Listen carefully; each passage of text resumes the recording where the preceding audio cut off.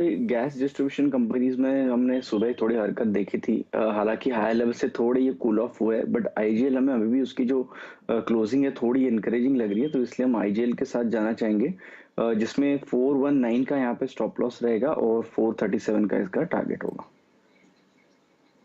तो ये फिलहाल आईजीएल पर एक ट्रेड। और नीलेश जैन, आपकी बारी, बताइए आपका ट्रेड क्या रहेगा? देखिए, एक शॉर्ट साइड में ट्रेड आ रहा है, वो है एसआरएफ पर। लगातार यहाँ पे वीकनेस हावी होती नजर आ रही है, lower term and lower term formation बन रहा है।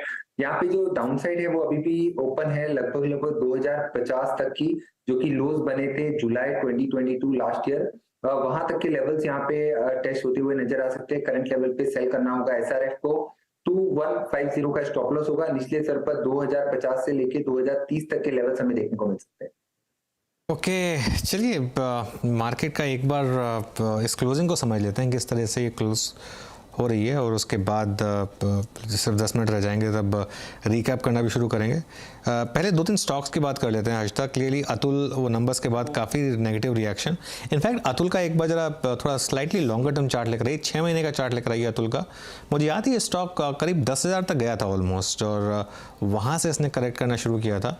जहाँ से इसने एफ में एंट्री मारी थी वहाँ से ये स्टॉक गिरना शुरू हुआ था। हाँ देखिए, करीब 9721 इसका 52 वीक हाई था, और वहाँ से लगातार ये स्टॉक गिरा है। एफ में आने के बाद से 7400 पर आया ये स्टॉक का।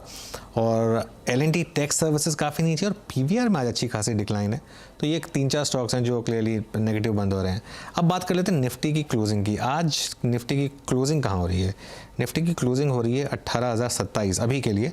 मान लेते हैं चलिए कि यहीं क्लोज हो जाएगा अगर, तो इसकी सिग्निफिकेंस क्या होगी? क्योंकि एक मार्केट ने कल परसों जो रैली आई थी, काफ़ी टाइम के बाद एक हायर हाई बनाया था, जो 9 जनवरी को 18,101 की क्लोजिंग थी।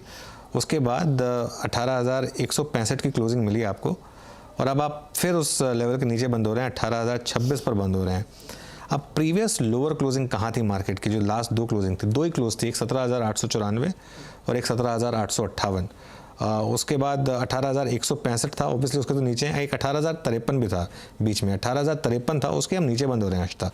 18,053 17 जनवरी की क्लोज थी, उसके नीचे बंद हो रहे हैं। लेकिन जो 16 जनवरी की क्लोज थी 17,895, जिसमें बहुत नेगेटिव रेड बार बना था, उसके ऊपर बंद हो रहे हैं। तो ऑलमोस्ट उन 2 लेवल्स के बीच में।